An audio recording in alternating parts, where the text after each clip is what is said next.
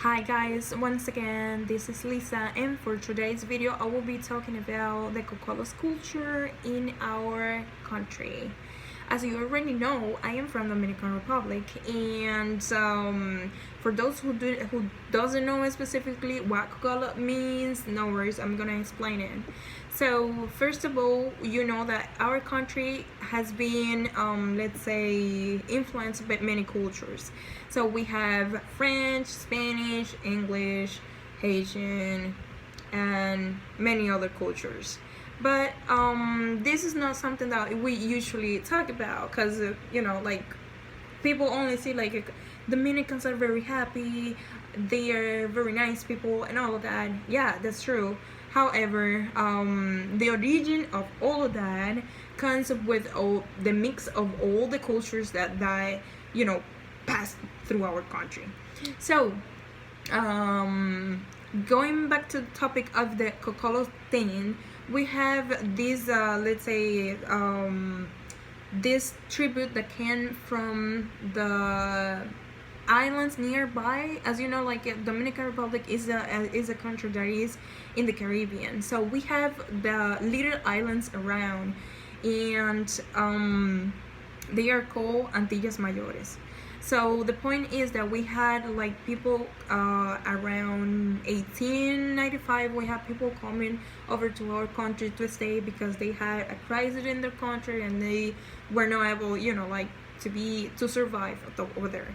So once they got here, we had, let's say, crisis. It's like by the time that they came, honestly, obviously. We had a crisis in which our sugar industry wasn't producing because the workers were not willing to like to get paid for let's say the salary that they were given out. It was very low. It was even below the minimum wage that it was by that time.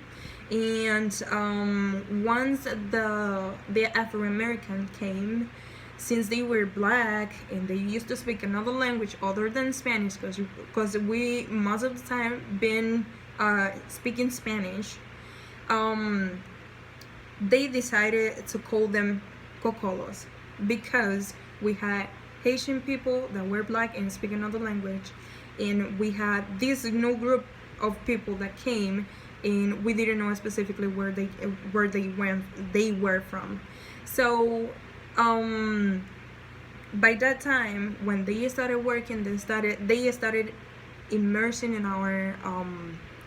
our they started immersing in our environment. And as you know, like whenever you have somebody that comes from another country and doesn't speak the same language, they have different culture and traditions, all of that. We start sharing, right? So the point is that they, meantime that they were here trying to survive because of the crisis that they had in their countries, they were sharing and trying to look at, let's say, to come up with some way around so they can survive in here. So most of them started working for the sugar industry, which was very good for us by that time because the crisis went away. And later on they started working as teachers of the English language as the first time. So it was let's say a nice sign that we had those people coming, those Afro-American, how they used to call it, coming from their countries and come here to let's say share with us their traditions. For example, there is one of the most famous dishes that we had in our country besides mango con salami. It's called dumplings con sardinas or dumplings con coco. So it's kind of like the dumpling. It's kind of made of, I don't know how to explain it, but it's made of flour and fish. So if you guys don't know, just go and look it up because honestly I can't explain it in English. But the point is that besides that, we had also another let's call it dessert because it's kind of like a sugar a cookie that is very soft. It's not specifically a cookie. We call it conconete, but it is made out of corn flour and also coconut. So that one is a very good dessert. I really love it. I will call it just dessert because people can eat it like anytime. It's not something like. Anyways, the point is that we had other it's like say sports like baseball and basketball.